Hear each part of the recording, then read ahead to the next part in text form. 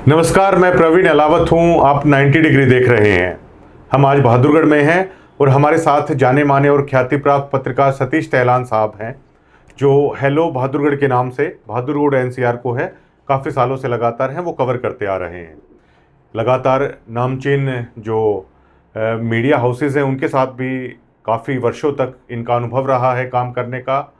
और आज हम इनके पास इसलिए आए हैं क्योंकि बहादुरगढ़ का चुनाव अब की बार काफ़ी अपने आप में अलग हुआ है।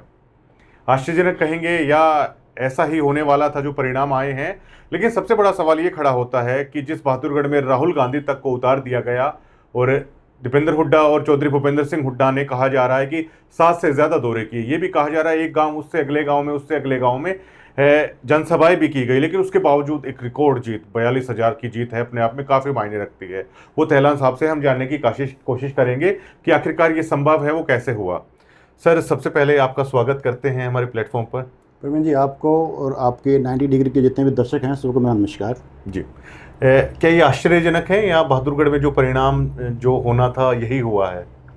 देखिए, आश्चर्यजनक तो इसको नहीं कह सकते, क्योंकि इसकी अनुभूति तकरीबन माहौल में दिखाई देने लगी थी जी। जिस प्रकार से भीड़ राजेश जून के कार्यक्रमों में उमड़ रही थी, तो उससे एक अंदेशा या विश्वास हम कह सकते हैं कि वो नज़र आ रहा था कि अब की बार कुछ न कुछ उलटफेर भयंकर वाला होने वाला है।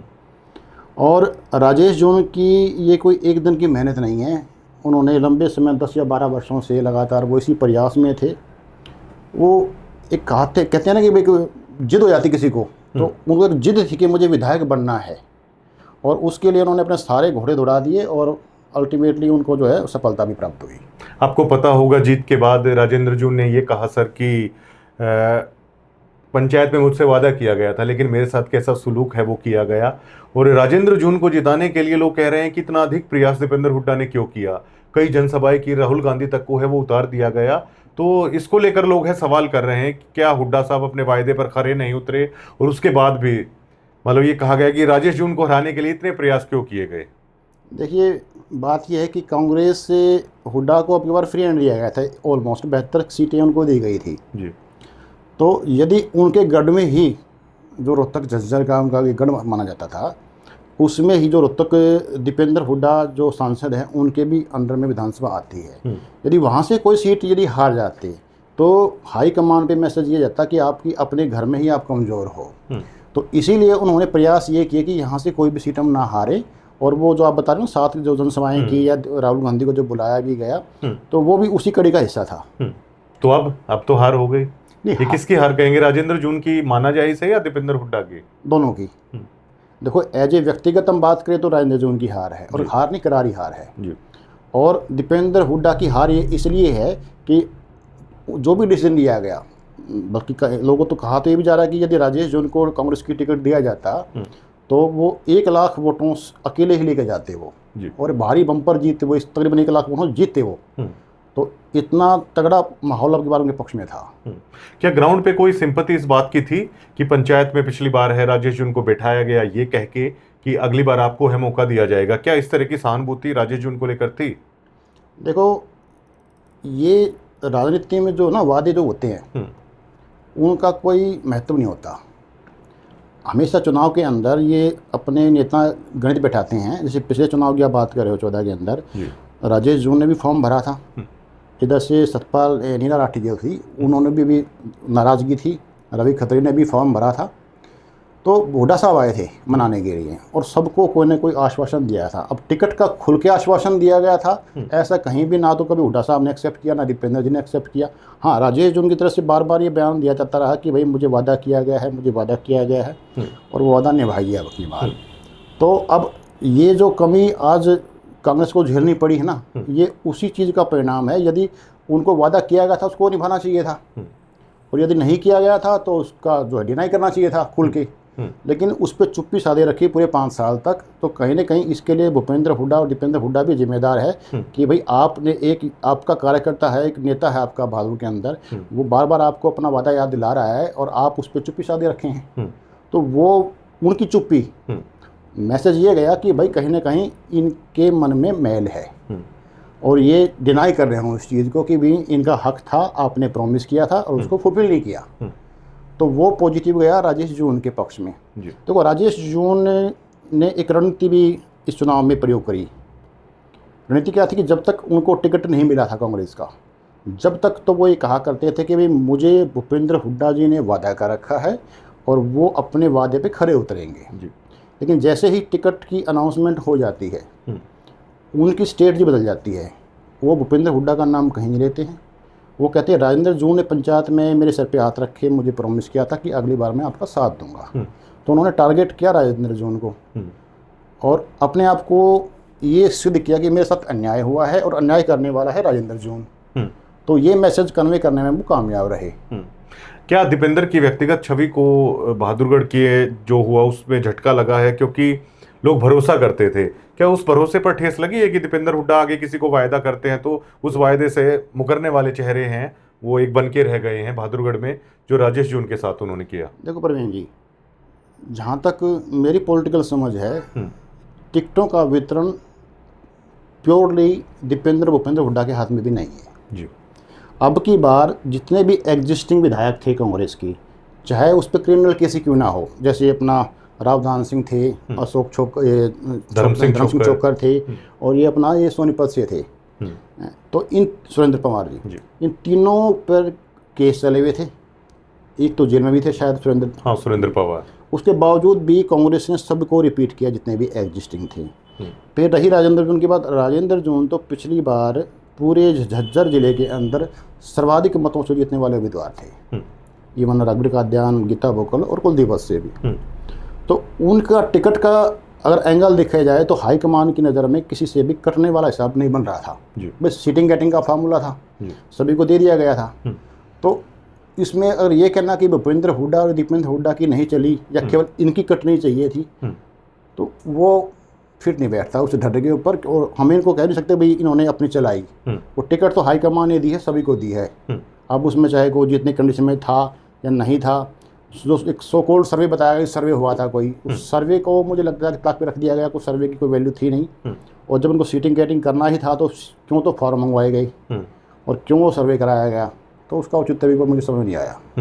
राजेश जून को जो 42,000 से ज़्यादा की जीत मिली है, क्या ये आंकड़े परिस्थितियों से जीत मिली है इतनी जीत, या लंबी रेस के घोड़े आप राजेश जून को मानते हैं, या ज़्यादा वक्त तक इस तरह मजबूत हैं, रह पाएंगे नहीं रह पाएंगे, क्या मानते हैं आप? देखो राजेश जून की जो बम्पर जीत है 42,000 की जीत, मैं बम्पर मानता हूँ। आजकल के बहादुर के इतिहास में इससे बड़ी जीत आज तक किसी की नहीं हुई।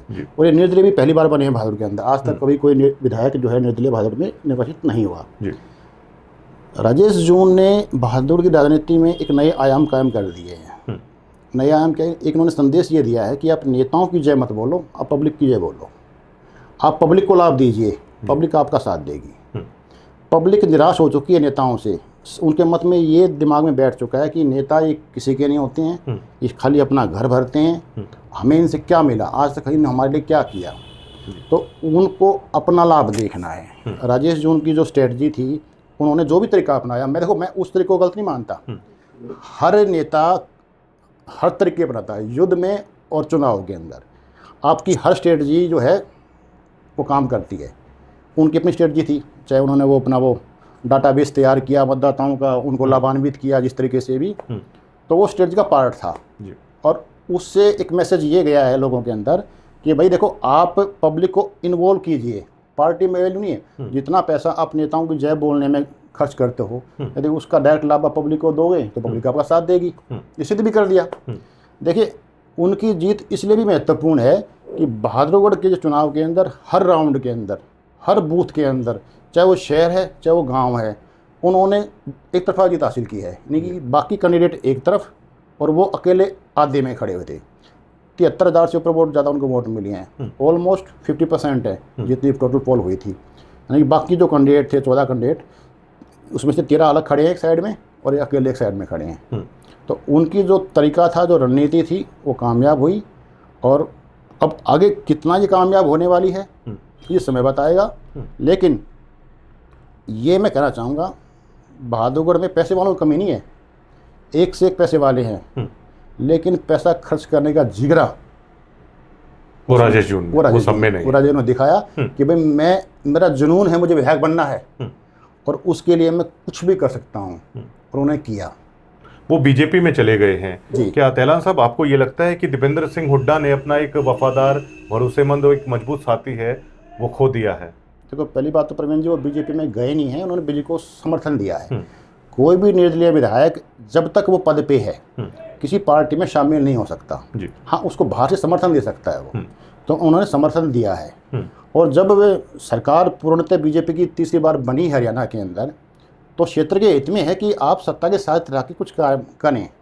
अब राजेंद्र जून की जो हार का कारण है, उसमें एक कारण ये भी है कि जो पिछला कार्यकाल था उनका, उसमें सरकार बीजेपी की थी, ये विपक्ष के विधायक थे। एक भी काम ये क्षेत्र में बड़ा तो भूल जाओ, को छोटे मोटे काम भी लोगों के नहीं हो पाए जो मूलभूत सुविधा। ये पूरे झज्जर जिले में हुआ। हाँ, तो आप वो उस पोजीशन से भारत को बचाने के लिए उन्होंने जो डिसीजन लिया है ना कि भाई सत्ता के साथ रह के और काम करवाने का, मैं तो उसको शहर के हित में मानता हूँ, क्षेत्र के हित में मानता हूँ, भागलपुर के हित में मानता हूँ कि ये काम उन्होंने अच्छा किया है कि सरकार को समर्थन दे दिया। चुनाव के दौरान शायद मेरी उनसे एक बाइट मैंने उनसे ली थी, तो मैंने उनसे पूछा, जून साहब आपका जो है चुनाव में जो है एजेंडा क्या है, आपका जो मैनिफेस्टो क्या है?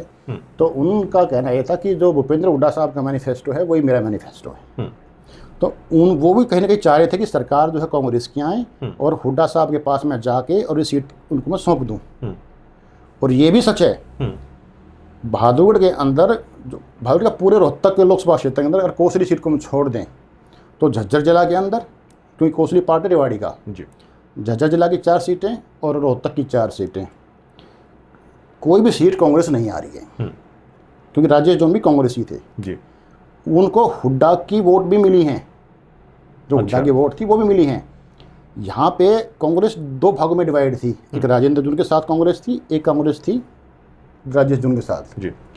तो उन्होंने कभी भी अपनी जुबान से हुड्डा साहब को टारगेट नहीं किया, उन्होंने विपक्ष को भी टारगेट नहीं किया, उन्होंने केवल सिर्फ टारगेट किया राजेंद्र सिंह जून को। और उसका कारण भी ये था कि उनको 2 पहलू रखने थे कि भाई मेरे साथ अन्याय हुआ है और अन्याय करने वाला है राजेंद्र जून जी। तो बहादुर की जो पब्लिक है ना, ये कभी भी किसी को जिताने के लिए वोट नहीं करती, आज तक का रिकॉर्ड है, ये हमेशा हराने के लिए करती है।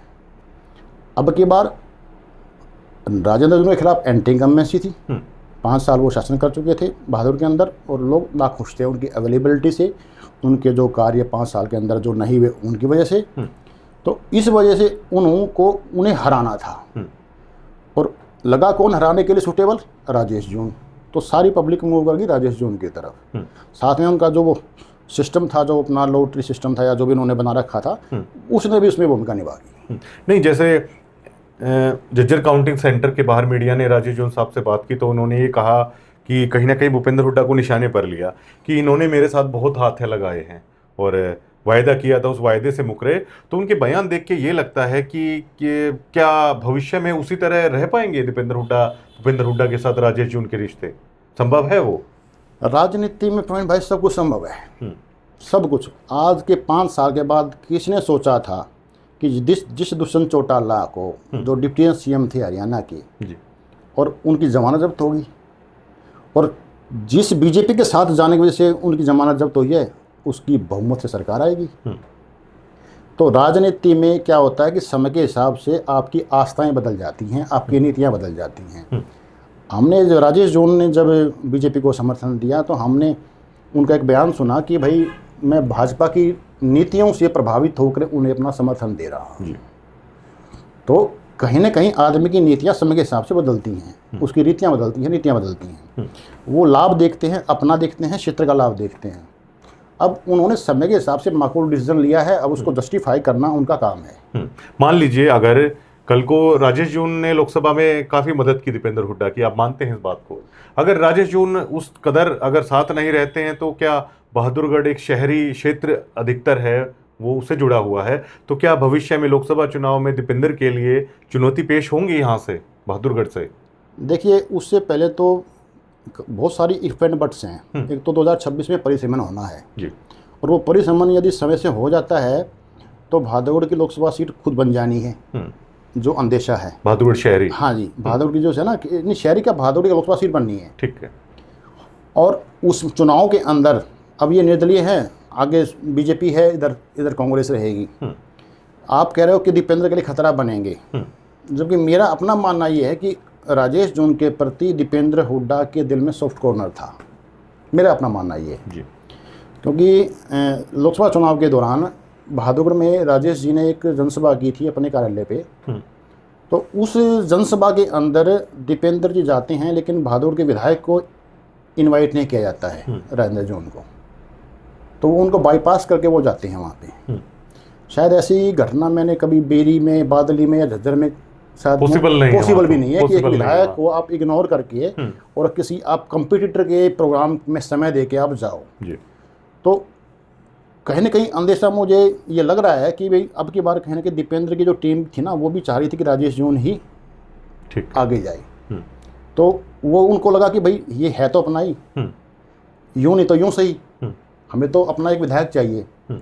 तो ये भी शायद वजह रही कि वो खुल के कभी नाम लेके या भाई उन पे अटैक नहीं कर पाए, और वो इशारों में बातें किया करते थे, और उसका कोई ज़्यादा लाभ उनको नहीं मिला राजेंद्र जून को, और उनको करारी शिकस्त का सामना करना पड़ा जी। लेकिन सर अब ये देखिए ना कि दीपेंद्र मान लो उस वक्त गए तो वो खुद के फायदे के लिए गए, अगर सॉफ्ट कॉर्नर राजेश जून को लेकर रहा तो फिर गाँव में जनसभाएं आखिरकार क्यों, राहुल गांधी तक को, इतने बड़े लीडर को लेके आना फिर क्यों, ये सवाल उठ के खड़ा होगा। अच्छा आप ये बताइए मेरे को, राहुल गांधी जहाँ जहाँ गए वहाँ कांग्रेस की दुर्गति हुई जी। मैं बताता हूँ रूट आपको।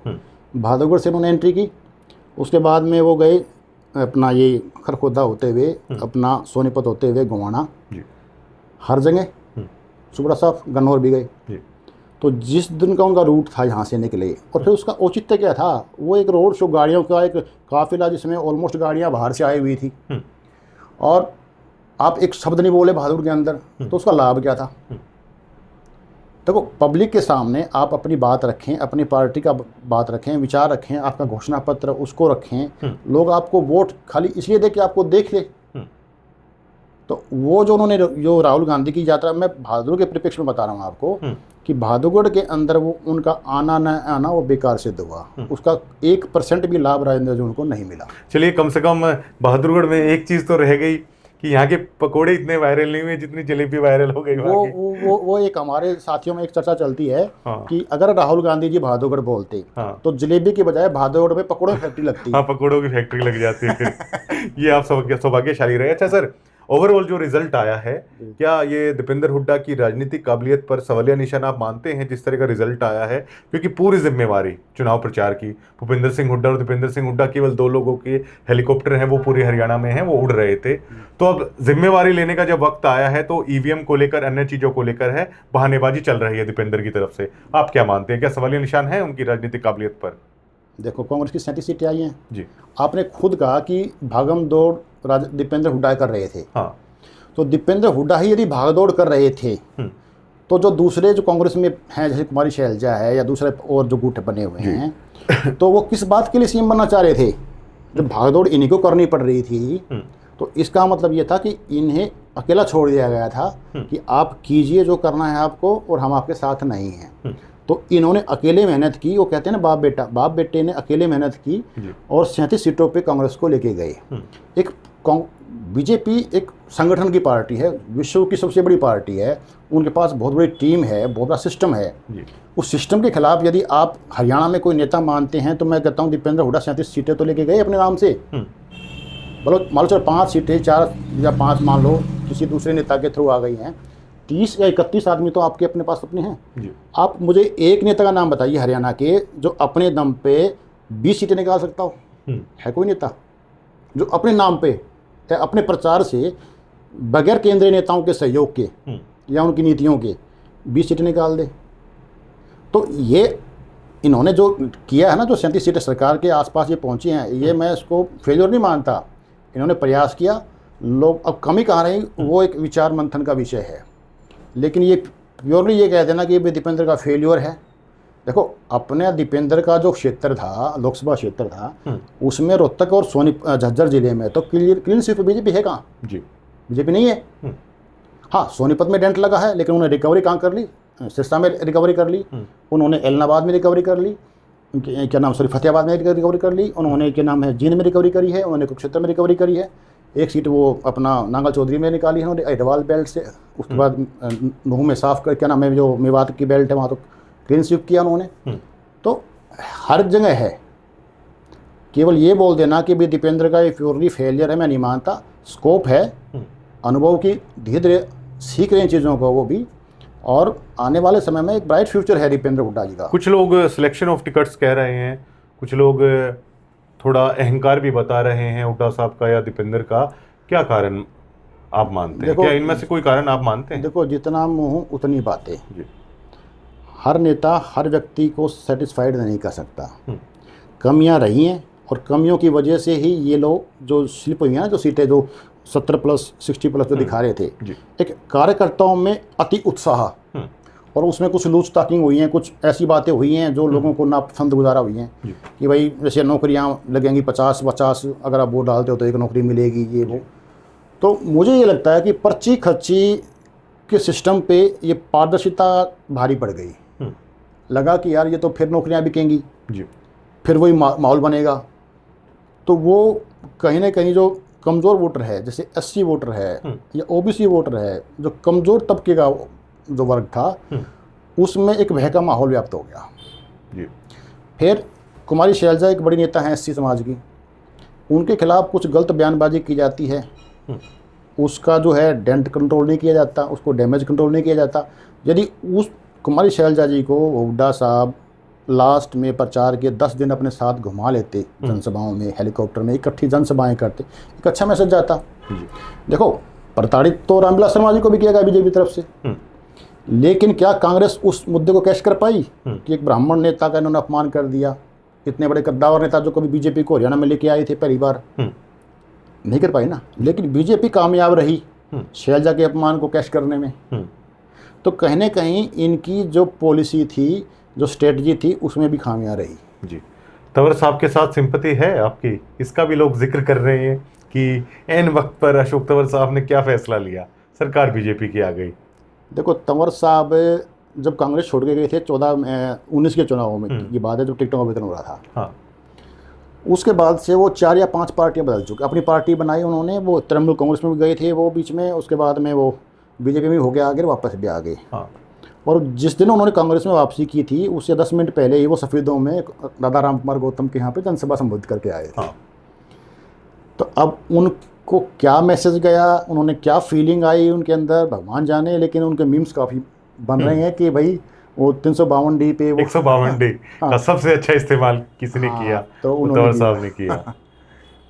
आगे भविष्य में दीपेंद्र के लिए चुनौती होंगी सर, और ज़्यादा मेहनत करनी पड़ेगी? क्या मानते हैं आप? संगठन चाहिएगा कांग्रेस को? अब लागू होगा संगठन? ये आपने अच्छी बात की, संगठन अनिवार्य है जी। हाँ। कोई भी परिवार है, और परिवार रिश्तों पर आधारित होता है। जब रिश्तों में कोई काका ताऊ पिता माँ कोई हो ही नहीं नचता, सब बराबर इक्वल हो जाए ना, तो महाभारत होना तय है। तो संगठन बहुत अनिवार्य है किसी भी परिवार को चलाने के लिए। पार्टी एक परिवार है, और पिछले 9 साल से हरियाणा में कोई संगठन नहीं है। उसका जो भी जिम्मेदार है उसको जिम्मेदारी लेनी चाहिए, और जितनी जल्दी उसके संगठन बनाना चाहिए। संगठन बनेगा तो जिम्मेदारी बढ़ेगी। अब जैसे आप ज़्यादा दूर मजे, मैं बहादुर को लेता हूँ, छोटे से लेवल पे लेता हूँ। अब यहाँ पे कांग्रेस के बहुत सारे 25 दावेदार थे टिकट के, लेकिन किसी के पास कोई जिम्मेदारी नहीं है कि भाई आप इस क्षेत्र के लिए जिम्मेदारी रहोगे, आप इस बूथ के लिए जिम्मेदार रहोगे, आपका ये कार्य रहेगा। बस दीपेंद्र जी आए, भूपेंद्र जी आए, शक्ल दिखाई और अपना घर चले गए। टिकट नहीं मिली तो नुकसान भी करेंगे। तो जब तक आप जिम्मेदारी नहीं दोगे, जब तक आप उत्तरदायित्व नहीं दोगे, जब तक आप टीम नहीं खड़ी करोगे। अब देखो भाजपा का, देखो मंडल स्तर, पन्ना स्तर, और पता नहीं क्या क्या प्रमुख बना रखे हैं दुनिया भर के। अब इस पे आप ये अंदाजा, कम से कम आपके पास 1000 आदमी की टीम तो है, जिसको आप जब चाहो फ़ोन करो। उन 1000 आदमी का परिवार भी है जी। तो संगठन यदि साथ रहता है तो एक माहौल बनना शुरू हो जाता है।